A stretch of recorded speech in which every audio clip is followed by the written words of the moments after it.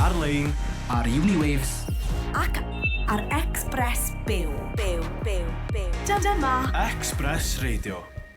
Hey everyone, welcome to Be the Change on Air. My name is Lily Mott, and I am so excited to introduce my two guests who have joined me on Express Radio today.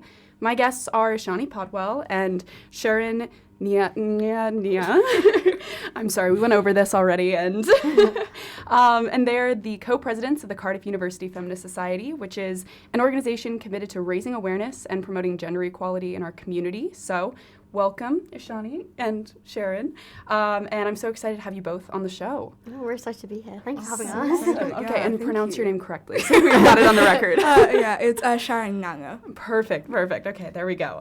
So I would love for both of you to just start off by talking about your backgrounds and your interests, and then we'll dive into some of the work that you're doing with the Feminist Society. But can you tell me a little bit about what inspired you both to get started raising awareness about feminism?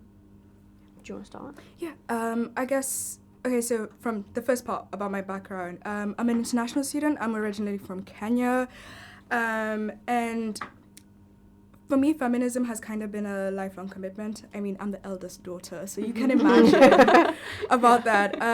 But I really found a home in like decolonial and queer feminisms in 2020, yeah, especially like in the aftermath of the BLM protests and the summer uprisings. I had very many questions. I needed answers. I really needed community. And I found that like feminism just was such like a crucial center point that linked to so many different marginalized identities and just broadly like looking at changing society like from the ground up, you know, bringing those systems down and building something that's so useful afterwards. I'll say like my biggest feminist inspiration is the Combahee River Collective. I talk about them a lot, so I'm so sorry to Feminist Society members for hearing this name again. It's new to me, so go for it. So they were a Black lesbian socialist like organizing group in the 70s and the 80s, and they wrote this brilliant manifesto, which is one of the most important like Black feminist works ever. And they talk about how basically, like, if we liberate the most marginalized of us, then all of us will be free, because to liberate the most marginalized would require, like, for us to deal with all systems of oppressions and, like, their supporting ideologies and really just counter that. So I guess that's also why, like, I was so excited to join a feminist community in Cardiff.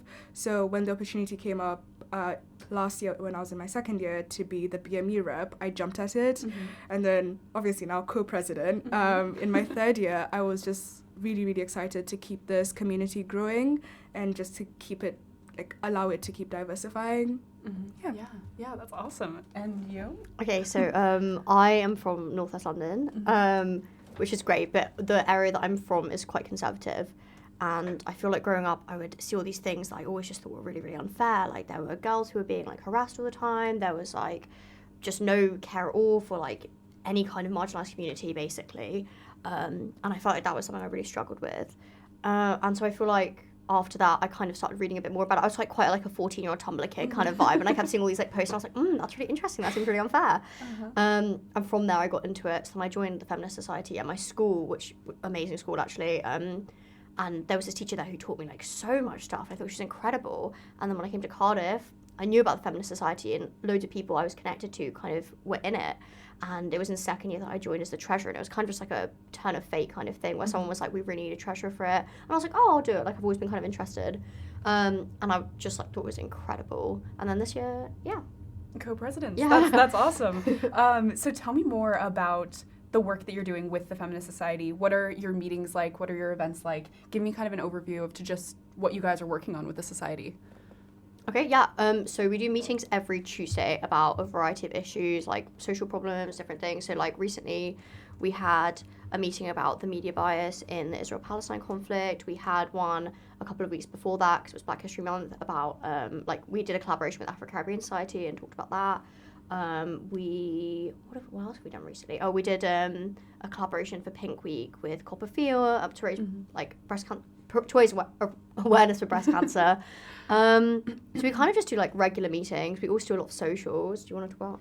Yeah. So to be fair, Ishani is the one who's a lot more social than I am. Party girl. Our first social, which was a massive hit, was we did a Barbie YOLO. Oh, that's so so good, actually, fun. yeah. It was so amazing to see everyone kind of dressed in pink and talk about a movie that we all loved over the summer. But we have done other things, actually. I think I might have lied. It was our first official social, but we did have something very social before that, which was I'll Give It a Go, which was like a scavenger hunt. Oh, that's So fun. it's very like targeted to freshers to help them like learn Cardiff. So we kind of went to different like feminist places. They were very, very funny clues that it took like under an hour for us to come up with those clues. We just sat there and gassed like a whole committee. We were like, let's make this as funny as possible. That's so fun. Yeah. So it was so amazing. And we do have a couple of socials upcoming. So actually tomorrow night we're going to King's for karaoke night. We'll see if Ishani can convince me to do karaoke. I 100% can. I'm gonna plan a duet. I'm just gonna write her name down and that'll be it. Yeah, it's a blind side. Yeah, literally. Yeah. So it's really fun because that balance of having like education but also being able to have fun together and have a safe night out with other feminists. You believe the same thing. You're able to build friendships. You're able to build community. But also just like there's some things that are so quintessential to the university experience. While not everyone goes clubbing or what else, but it's such a central part for very many students. So for us to be able to carve out a space for women and other marginalized genders, I think is really, really important. Yeah, that's so fun. I think that's so cool that you guys, it's a lot of fun and you also get to have these conversations and you do amazing work from what I'm hearing. So tell me more about, you were kind of touching on this, but go a little bit deeper. Why do you think it's important to provide this space for Cardiff students? You were saying, of course, providing this safe environment for students to be in. What impact has this organization had on you guys, on your college experience, and on the community as a whole? Yeah, I think I can start with that one. One thing about the feminist society that we're really deliberate about is being an intersectional society and, like you said, like being a safe space. So it's really, really unfortunate to see that very many feminist spaces across the world have become increasingly hostile to trans people. And very many spaces are also predominantly white. And as two co-presidents who are both queer women of color, like it's such an issue like close to our hearts, being able to give that space. As an international student, like it was really lonely uprooting my entire life and moving to a new city. But being able to find, like, you obviously want to be around people who believe in the same things you do, who have the same morals and similar views of the world. So I feel like creating an intersectional feminist space is so, so important for that. Because we know who tends to, there's a lot of talk about, like, a loneliness epidemic and whatever, but we know who tends to be the loneliest, who tends to find, like, fewer spaces in community. And that is queer people, trans people, women, other marginalized genders, so like non-binary people. Those are the people who tend to struggle to find those spaces, and I think us really making a very deliberate effort to make it known that we are safe, that we have zero tolerance of things like transphobia and racism is so, so important, because whether or not multiply marginalized people decide to join our space, the space is there. Mm-hmm. It's there for them if they ever decide to come to the space. It's there for people as they're learning more and more about themselves. Like uni is that point where you just explore yourself so much, and for like students who come out or realize different things about themselves, you want that space to be there. And I know I've said important a lot, but like it is extremely, extremely important, and it's something that's very close to my heart. Yeah, the key word. Anything to add? No, I feel like they said it all, to be honest. That was brilliant. Home run. Thank you. So tell me more about some of the conversations that you're having. I think it's so cool as you're talking about this intersectionality, because I think, especially with a lot of the conversations that I've had with activists, it's so important to acknowledge all of the different parts of your identity. And so tell me about the membership of your organization. How many people are kind of attending meetings? As far as kind of the areas that they're studying, the things that they're passionate about, tell me some about just, I think it's so cool that you can have these conversations with people that are maybe from a wide range of programs and have a lot of different lived experiences, like you said, international students. Tell me about how those conversations kind of go with people who are from different walks of life like that. I can definitely talk about like the kind of demographic and so we were really focused on recruitment this year. Last year, obviously, fantastic. Like, it was run really well by Em and everything like that. But we were really focused on getting quite a few more people and hopefully, like, increasing diversity as well. Because Cardiff University is, I mean, I think it could always be more, most things could be more diverse, but so we made a real push for it with our Give It a Go. We made a push for it with like all our advertising that we were doing about it. And I will say we have like a startling number of JOMEC and NCAP students, like like shocking. But apart from that, I think we have managed to do it a little bit more. I'd say maybe 30 people show up for all of our, like 30 regularly probably show up to our meetings. Yeah, just I think closer to 40 than 30. Oh yeah, probably. Yeah, And then socials probably quite similar. Yeah. Quite a few people actually. It's been really good. It's been really lovely this year, and obviously refreshers will come up and we'll try and get more people then too. But Yeah, that's so cool. And I think it's awesome that there are people, like you were saying, pushing for diversity, and you get to have much more meaningful conversations. And I think a lot of voices come to the table when you do that kind of recruiting. I think that's awesome. I think we're quite mindful when we like have speakers as well to make sure that they are not just speaking from the perspective of like a cisgender heterosexual kind of thing. Like we choose we're quite intentional in the way that we choose our speakers, where it's going to be like lots of different experiences and like people of colour, LGBT people, like all of that other stuff. Tell me about some of the speakers that you guys have had. Yeah, okay, so I was actually our first speaker. Yeah, it was amazing. Self-plug. I know. Yeah, a soft plug, yeah, like guys, hire me please. But yeah, I was actually our first speaker, but our most recent speaker, like with the event that we had yesterday, we did do a focus on like media bias in the way the news cycle happens, and we did a focus on the Israel-Palestine conflict. So we actually managed to reach out to a Palestinian student to come and speak about her experience and what it's like to hold space for so much grief at the moment and the humanitarian crisis, and also learn quite a bit about the history. It was a very informative session for me, I think everyone can say. There was a very like resounding thank you so much for speaking about something that's It was very powerful, yeah. very powerful, like something that's so traumatic, but also really just taking that time to educate us.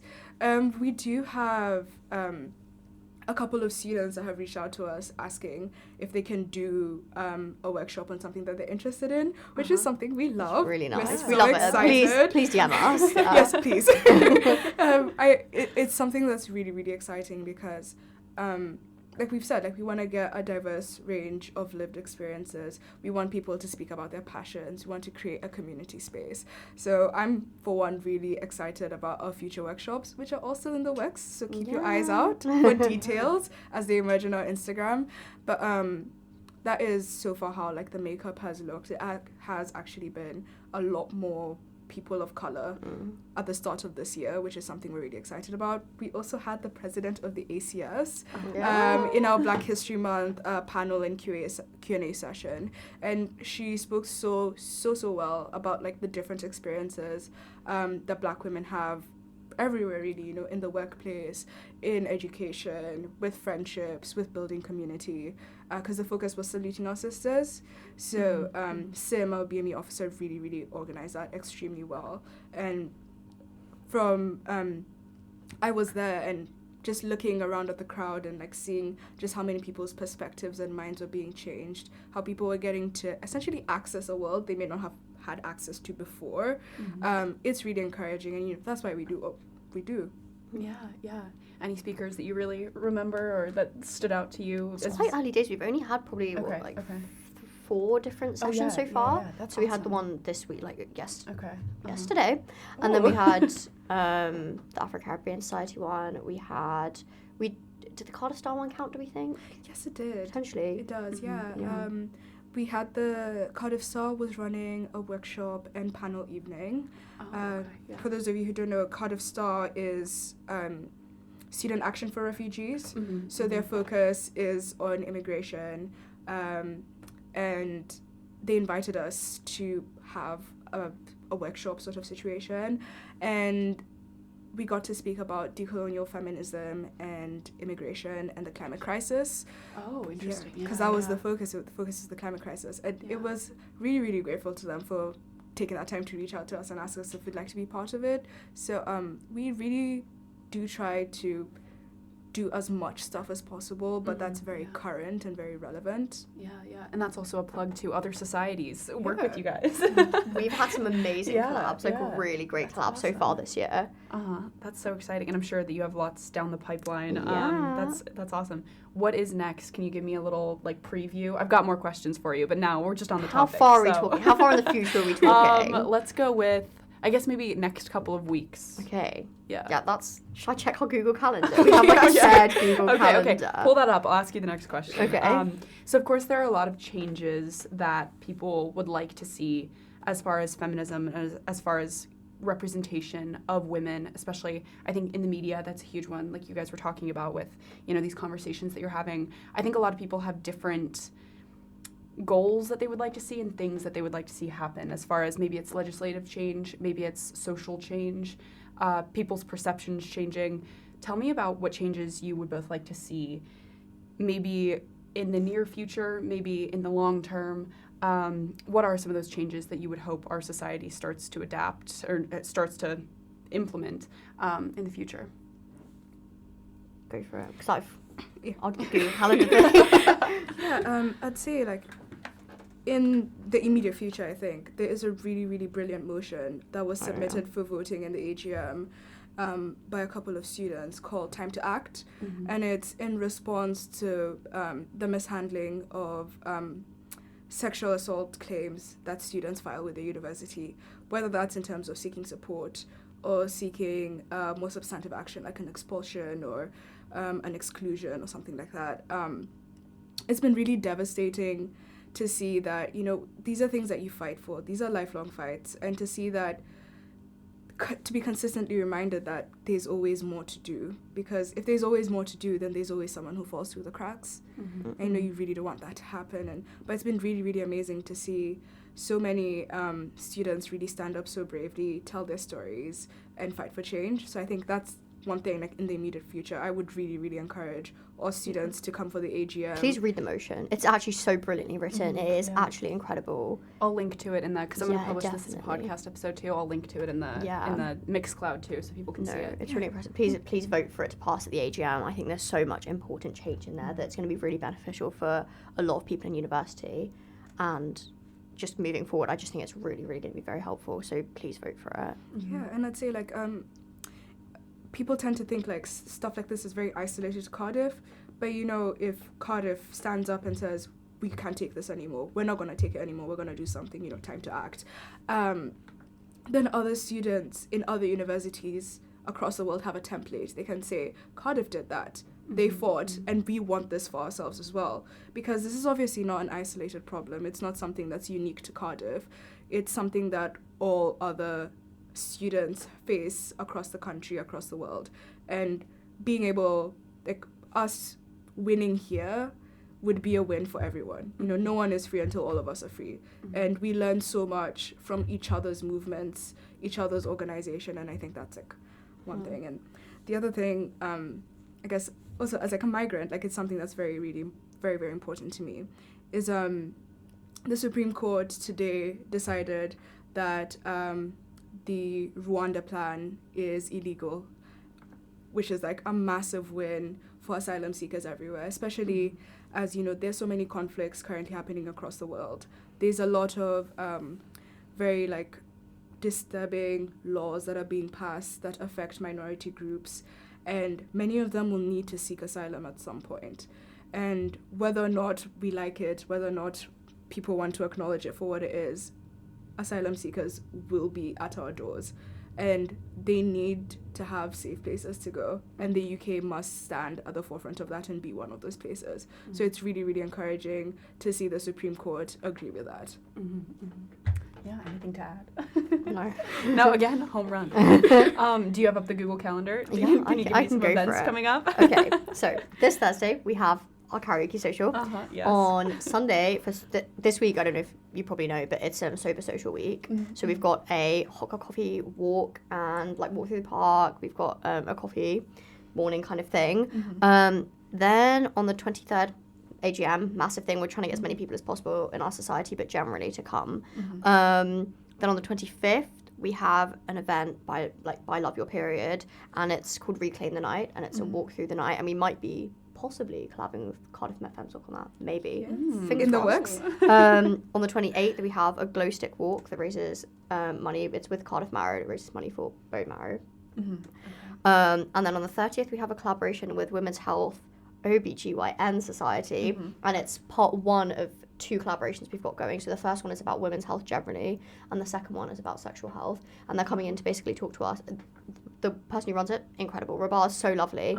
And she's coming in to just talk to our society about how we can all improve our health and everything like that. That's so cool. So many collaborations. I love it. I know. I think that's awesome. And I think it's awesome, too, to kind of continue with this theme of intersectionality that you guys have with all of these different issues. And I think the more that you can learn and the more that you can involve other people, the stronger you're going to be, which is amazing. As far as the future, when we're talking about these events coming up, I want to go even farther into the future. What are your plans? This is a very broad question, and I hate when people ask me, but I'm going to ask you. What are your plans for the future as far as after uni? What are you looking to do in your careers? Maybe how are you hoping to continue with this change-making journey? Tell me about that for you guys. Ooh. I know, it's a broad question. It's a scary question. It's a rough question. I'm a third year. Ooh. Timely. I'm gonna go like cry now. Yeah, a tear. Ishani, do you want to start? I can start. Okay, so I'm doing English literature currently, which do love it very much. But I think I'm in the process of applying for a law conversion for next year. And then I'm hoping after that to possibly go into like human rights law, civil rights, something like that. That's awesome. Really important to make change, and I'm really passionate about it. I feel like it's something that, not to be cringe, but like gets me out of bed in the morning and everything. Yeah. That's awesome. It's not cringe. I love waking up. Interestingly, similar vein, I'm a law student and I'm currently applying for master's programs. I have a very deep interest in technology and intellectual property, so I'm doing masters specifically on that. And career-wise, it's the immediate plan is to be a commercial solicitor. With Get that bread. God, there's so much dollar there. Yeah, but within law firms, and the law firms I'm specifically looking to apply to, they do have a very dedicated pro bono charity, very much about making an impact on society type of work. And within law firms anyway, they usually have things like groups based on marginalized identities and DEI committees and stuff. So I would love to get involved in that because, as many you can be part of a marginalized group, but all of you have such differing experiences and opinions, and because you have different perspectives, you've lived different lives, you view change differently, which really adds to everyone's benefit because then you get to try new things, try different things, and that really just helps everyone's experience within the organization. Yeah. So that's my immediate plan at the moment. Yeah, that's the scary question. So yeah, you guys, you killed it, but that's the worst one, I promise. So lots of young people, especially college students, I think in particular, or university students, want to create change in their communities, in their countries, around the world, but they may not know where to get started with that work. What advice would you guys have for those people who may be listening? That's a good question. This one might be the hardest one. Yeah, that's a big one. I'm going to say this as someone who I think I personally could be much, much more educated about most things. I think most people can, but I specifically think I could be. But I think sometimes, this is going to sound ridiculous, but just having a little Google and seeing how far you can go into it. And I feel like the more information you learn, the more you find avenues that support your point of view, and you find community in those things as well. And then that community also simultaneously teaches you a lot of things. Mm-hmm. So for example, I think if I were to Google right now, I don't know, what should I use as an example? Okay, let's use the women's health thing, different types of women's health organizations that are doing work in Cardiff right now. And I think you could find I'm sure you could find loads of them. Mm-hmm. And I think if you could go to any meetings, go to anything, I think you would find quite a good community of people who similarly were probably searching the same thing or probably have a kind of similar opinion to you. Because that's how I've learned a lot of stuff. But yeah, I think was just quite basic. That importance of community though, and I just think everyone can educate themselves especially about important issues that affect people just do a quick Google. You know, there's yeah, nothing I think just stopping being you. You have educated the is like half resource. of it as well. Exactly. But we have a reading list on our link tree if anyone's interested. Oh. Not to plug it, Another but we've plug. got a really great reading list. Yeah. Yeah. I think that's so important, though. I think I definitely stand by that. I think everyone could do a little bit more researching on most things for sure, and Yeah. especially when you're interested in, especially with these, obviously, current events around the world right now. There's a huge need for more informed conversation. Yeah. So I think the more that's- educated you are, the easier it is to find kind of like ways to help as well. Like sometimes you don't even know the ways that you could help until you're educated about it, and then you're like, oh well, I could be doing this right now. That's even just a little bit helpful in some way. You're doing something. Yeah, absolutely. I think that's awesome. And you? I think I'm gonna kind of say the same thing in that, perhaps taking it from a different way. I would, as much as there's a lot going on with it, I really would recommend Twitter, now X. In the immediate aftermath of the 2020 uprisings, I really updated my Twitter account and actually started using it actively. And I got to know very many activists in Kenya, in my media community. I got to learn so much from them. And they helped connect me with activists in the UK, in the US. And I came to Cardiff kind of with a list of places that I wanted to check out at some point. And that was so useful to me. So social media is massively important. I know TikTok at the moment is the one that makes the most sense to a lot more people. But really, like, find one creator who speaks about stuff that makes sense to you, that breaks down stuff in a very useful and reliable way. And see who else that they're like mutuals with, who they collab with, who they do stuff with, because they'll point you to so many resources. As always, fact check. But someone being able to break down something extremely complex in a very simplistic way is so important, because that's how people know what to do. That's how people do direct action. But specific to Cardiff Uni students, what I would 100% suggest is to follow certain accounts. Is it okay if I plug them? Oh, yeah. Absolutely. I'd say follow like BLM Cardiff. They are a center of a lot of organizing. So if you're more interested in like the direct action aspect of things, if you're more into like protests and, you know, emailing your MPs and whatnot, they do very good like information about that. If you want to play a more supportive role, I'd say follow GBC, which is Green and Black Cross Legal. You can have a chance to become like a legal observer, which is to support people, to help them know what their rights are, because the law is changing constantly. It's really important to stay updated. I could go on and on and on. I could listen to you for these are great. But I really think like find a community, tap into it, and that can be an online community and an in-person community. But again, the power of social media is just unprecedented. Not that we're on the same level as those other two organisations, but also follow CU Feminist. That was going to be my next question. You're jumping the gun. So what are the best ways for people to follow along with both of you, and then also your work with the chapter? Because I think you guys have shared so much. I would love for people to also be able to reach you if you guys feel comfortable. Yeah. But let me know. So yeah, give me the plug now. Go for Okay, it. so my Instagram is at Ishani Patwal. DM me, follow me, all of that other stuff. I'm always down for a chat. Our Instagram as a collective is at CU Feminists, and our DMs are always open. We're more than happy to chat with you about anything. If you want to do collabs, if you have questions, all of our information about all of our meetings and our socials is on there as well. The things we care about are posted on our stories. There's just so many things that you can find on our thing, and also our link tree is linked on there, which leads you to our reading lists and our things we're doing right now. So basically, CU Feminists and Ishani Patwal. Sharon, do you want to do it? I mean, in the introduction to committee posts, I think our personals are linked. Oh yeah, they are. They're tagged. Yeah. So mine is a bit okay. My personal is _thoughts by Shaz. But do it's follow. really good. I stalk her sometimes. I'm like, woohoo! Thank you. Let's see what's going on today. 14-year-old me is so happy because I came up with that when I was like 14. I was like, thoughts by Shaz. This I know, is it was so amazing. like, ooh. Sharon posted a story the other day, and I was like, I just gasped, and I just immediately was like, oh my god, this is the best picture I've ever seen in my life.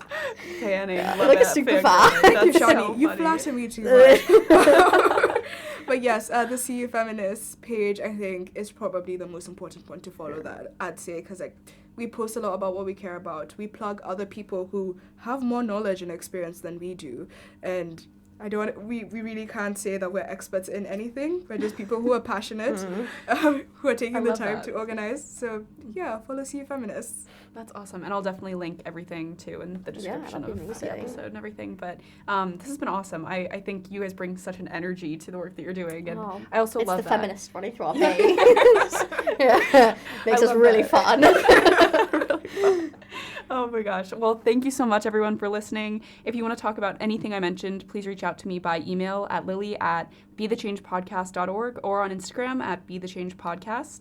Next week, I'm going to be joined by Hannah Norman, who is the president of the Stronger Together Society at Cardiff University. They're making faces. We love Hannah Norman. Okay. Hannah Norman, I love you. Okay. I do cricket with her as well. She's amazing. So you guys heard it here. Tune in next week. But Stronger Together is an organization committed to supporting survivors of sexual assault and abuse, as well as helping people support their loved ones who are survivors. So listen live to that interview at 5 p.m. next week.